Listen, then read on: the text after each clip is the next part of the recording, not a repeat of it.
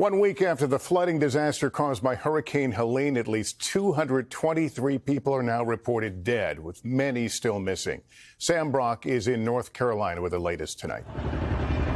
In the early morning hours, helicopters are already hovering over homes and private choppers whisking away supplies to the mountains. The sounds of a frantic search for survivors a week after Helene made landfall. Surreal.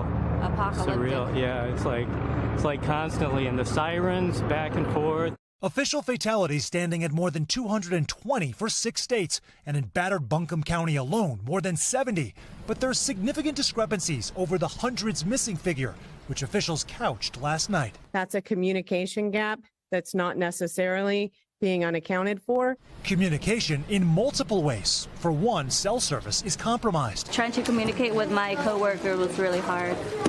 And families are going through the same thing. Mm-hmm. And for another, this church group packing supplies is full of members who aren't fluent in English. They say they're relying on their own text network and door-knocking systems apart from the county. You have your method of confirmation. Yeah. They have theirs. Yeah. And there isn't a full necessarily overlap. There's not only by news. As the real number of missing remains anyone's guess. Jamestown Tebelan, a church leader, hands out supplies today to those who need them the most. Here, we're not looking race, color, gender at all, religion, nothing. We're all in this together. You're just trying to help people in need. We're just trying to help people in need, exactly. The other reality coming to light that the vast majority of businesses and homeowners here, like Jody and Steve Dunning, have no flood insurance. There wasn't a reason to think in this framework. There's no reason for the mountains to have floods. Yeah. We've never had this before. A new dimension of a flood catastrophe. County officials say the river should be treated as hazardous materials. They're warning residents with no running water not to bathe in toxic river water. Lester? Okay, Sam Brock, thank you. And the federal response to this storm disaster is becoming an issue in the presidential campaign, with a new claim by former President Trump facing strong pushback from the White House. Garrett Haake has more. Tonight, former President Trump back in the storm zone in must-win Georgia, alongside Republican Governor Brian Kemp, a sometimes Trump critic now backing the former president. I'm not thinking about voters right now. I'm thinking about lives. A lot of lives lost, a lot of people missing.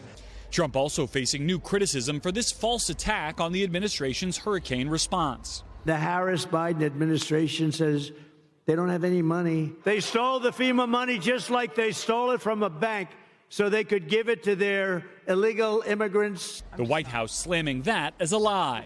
It's just categorically false. It is not true. It is a false statement. In the last 2 years, FEMA has distributed over $1 billion in taxpayer money to shelter the record numbers of migrants in cities across the U.S. But the White House and FEMA say that's from a separate government program, not for disaster relief, and there's no evidence funds have been diverted. Hey, folks.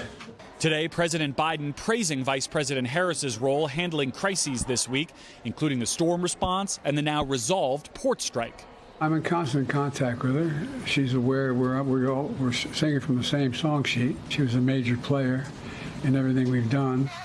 It comes as tonight Harris campaigns in a must-win state of her own, Michigan, hoping to shore up support from organized labor after yesterday's decision by the International Association of Firefighters not to back a presidential candidate this year. Harris has the endorsement of virtually every large union, and today went after Trump.